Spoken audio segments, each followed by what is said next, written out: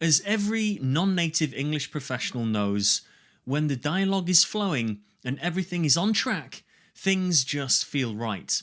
Your head's in the game, you're in the zone with that silky smooth fluency, and you are feeling pretty confident about the whole experience. This is the stuff of legends. These are the moments we dream about as a non native speaker of any language. That fluidity of communication that just does the trick. But nothing can vaporize that feeling of awesome like your colleague turning round seconds before walking into a meeting and asking you if you have a backup copy of the presentation because he has forgotten his, or sending the draft document to key stakeholders instead of the final version, or even accidentally hanging up on your boss halfway through her video presentation to the investors. Now, I wish these examples were the stuff of legends, but these are bona fide situations that some of our listeners have actually found themselves in. On the this is bad scale, these all score right at the top end. So this begs the question, what can a professional do in these situations? Or perhaps more importantly for us, what can we say? A truly difficult question, and one that can befuddle even the most accomplished senior professionals. So today, I will not be attempting this task alone. Oh no, for today I will be joined by a very special guest. A professional that lives and breathes these types of high stakes, high pressure communication challenges. An incredibly skilled and talented professional communicator in the business English space. I am, of course, talking about Anna from Confident English with Anna podcast. So, with the stage set, let's get amongst it. Ladies and gentlemen, welcome to the Business English Podcast, helping professionals communicate more effectively, more confidently, and with impact. With your host, Rob from Energetic English. Let's get down to business.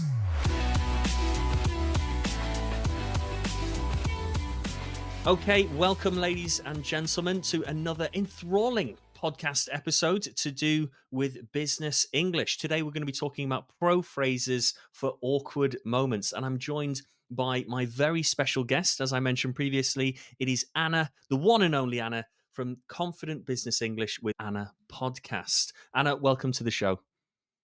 Hi, Rob. Thank you so much for having me. It's great to be here. Yeah, it's great to have you here. So, awkward moments, those really unavoidable moments during business English communication. What are your thoughts on these moments? Are they a natural thing, and should learners really expect to encounter them even in the early stages?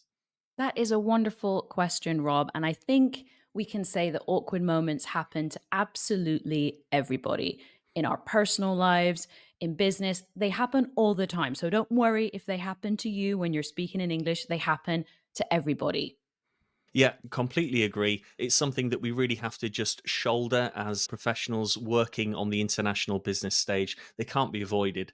So, today we're going to be diving into a couple of scenarios. I touched on a few during the introduction just to sort of give some context to the audience about which awkward moments we're referring to. We want to really look at what we can say or how we can deal with these moments. Have you got any advice? I think we'll cover two sections today. So, firstly, any opening comments or advice that you have for our listeners today on handling those awkward moments? I think the biggest piece of advice I would say is that when these awkward moments happen, we tend to get very flustered.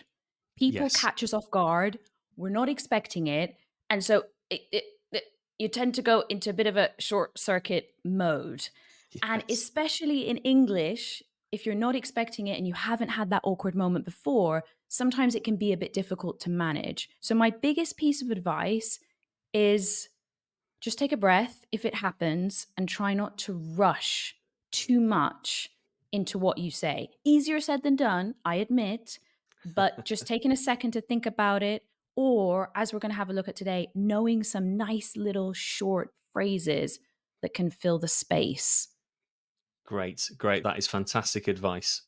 So, as I outlined during the introduction, I want to provide that first scenario and really your thoughts on this scenario. So, just as a quick reminder, your colleague turning around seconds before walking into a meeting and asking if you have a backup copy of the presentation because he has forgotten his. This would be an awkward situation to be in. Anna, how would you handle this moment? Lovely question. I guess it depends whether we want to help them or not, but we're going to imagine that we want to help this person. Nice. Again, coming back to what I said before, it's like a short, quick phrase. If somebody says, "Oh, I'm really sorry. Have you got a copy? You're running into the meeting right now. You're in a rush. Maybe you hadn't thought that anybody was going to ask you that." What I would say is here are a couple of really short phrases that you could learn that would help you in this type of situation and also similar ones. Even though these sentences seem basic or simple, sometimes the shortest phrases and quickest phrases are the hardest ones to do, even though they don't have complex vocabulary or grammar. So let me run you through some of these. These are what popped into my head when I was Great. thinking about this Great. awkward situation. So imagine they come up to you, they ask you for the copy.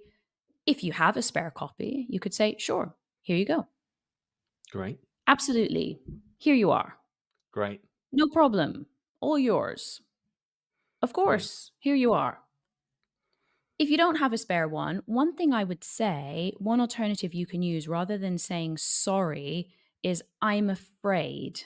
A lot of people don't use this one as much as Oh, they that's a great should. one. That's really good. Yeah. So, for example, you could say, I'm afraid I don't have one on me." And then what I would recommend is offering a solution after that with either a question or a comment. So you could say, "I'm afraid I don't have one on me. Would you like to share mine?" Or Great. it could be, "I'm afraid I don't have a spare one. You might be able to get one from John." So offering a solution with either a "would you like," or maybe even a sentence there as I use with may or might. So I'll Yeah. give you one more example. It could be, "I'm afraid I don't have a spare copy." Spare is extra, by the way. Great. "You might be able to ask Sarah to print one off for you." So That's there's some great. examples of what you can do if you have a spare one or you don't. A nice quick sentence that you could do in that situation. Fantastic advice there about, just offering that suggestion, providing that safety net maybe. And it is a suggestion. And I think that really takes off the square edges to the situation. You're already feeling as if you're in a little bit of a hole as it is. So giving a suggestion, maybe rounding off those square corners really helps facilitate and ease the situation that is currently unraveling fairly quickly by the sounds of it. Poor guy. I wouldn't want to be in that position, but the way that you handled that, if you said that to me, I would feel very calm afterwards. Like, okay, at least somebody is in control, somebody's organized. And Good. that's the point, trying to stay calm. And that's what comes back to my point I was saying before, Rob, about taking a breath, trying not to get too flustered. Easier said than done. I appreciate that. But just by staying calm, that helps the whole situation stay calm, essentially. So we want to try and aim for that always with business communications, even if sometimes we feel flustered or a little bit out of control. Great. Yeah, fantastic advice. Really like that one. Okay, I do have another scenario for you.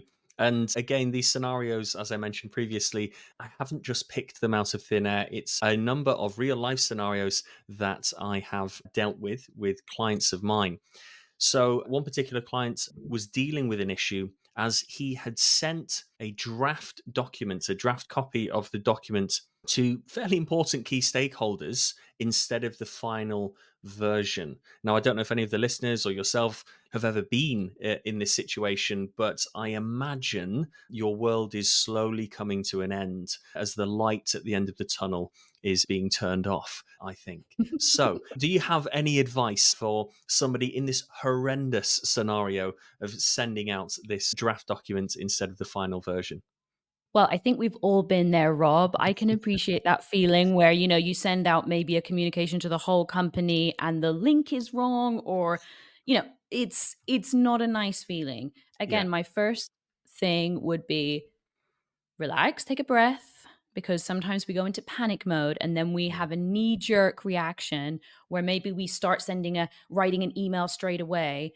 One thing I would say is, do you have to send the final version? I mean, that would be another question, is it salvageable? Yes. Maybe you don't have to.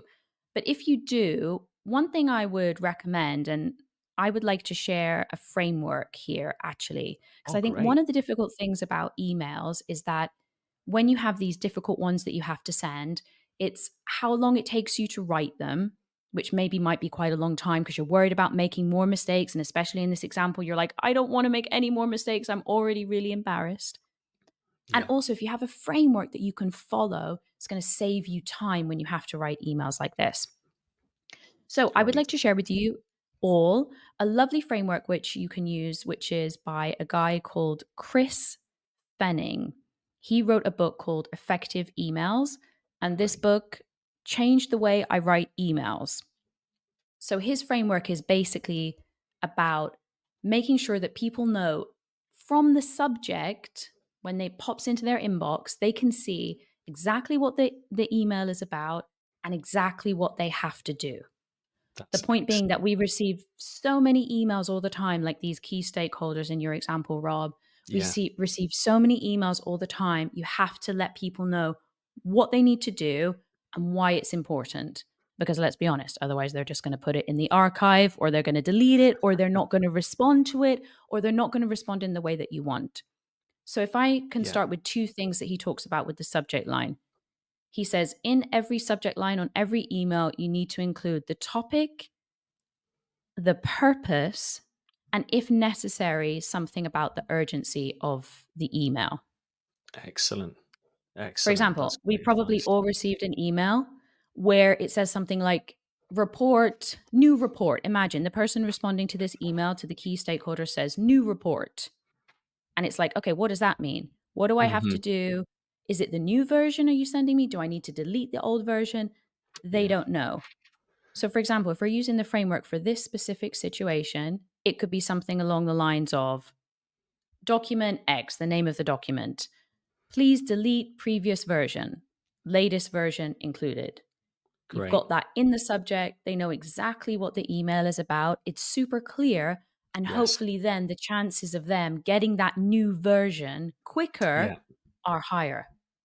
Yes. I really think that the clarity of the situation really helps alleviate to get rid of that tension that you've created in your error, maybe your mistake through sending out that email with the wrong link or the wrong draft or whatever it Mm. is. By communicating that, being very clear, very direct, and not leaving anything to chance, that I believe, in my opinion, helps alleviate that friction and tension, which is a very professional thing to do. And look, everyone's going to feel a little bit embarrassed. It's happened to all of us. But one thing you have to keep in mind is in business communication, what people need is they need to know what they need to do. They need to know if something's important.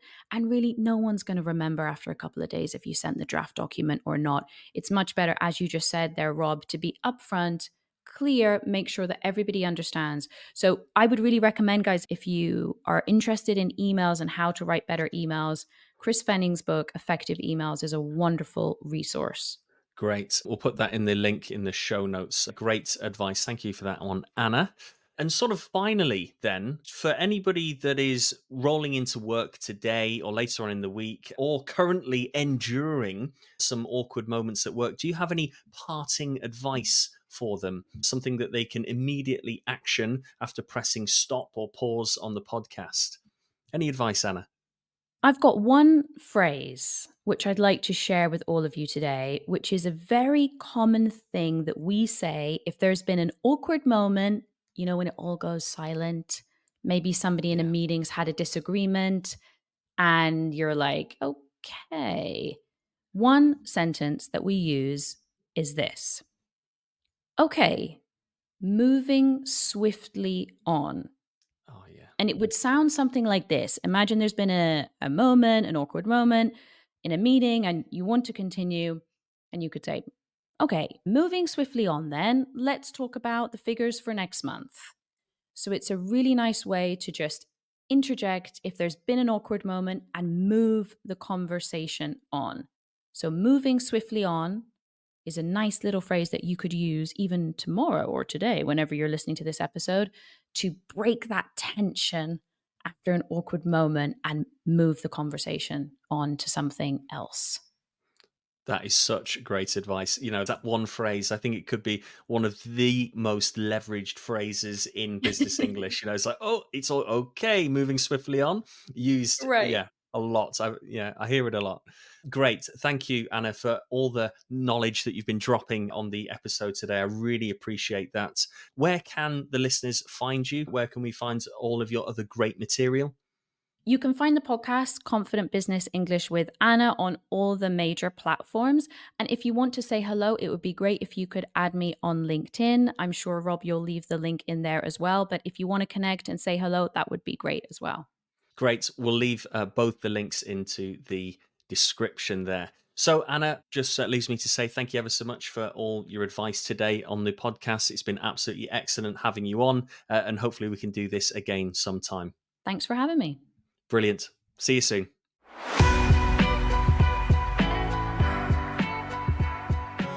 Well, there we have it. Some excellent advice from Anna there on how to handle awkward moments professionally in business English. Please do go and check out all her other outstanding material, and of course, reach out to Anna on LinkedIn. All the links are in the show notes. If you'd like the free PDF transcript of this episode, they are included in our weekly business English newsletter, the 3-Minute Minutes, which provide powerful phrases for use at work every single week. Sign up at the link in the show notes. So that just leaves me to say, until next time, stay focused and keep it strictly business. You have been listening to the Business English Podcast. Remember to subscribe, leave a review, and we'll see you next time.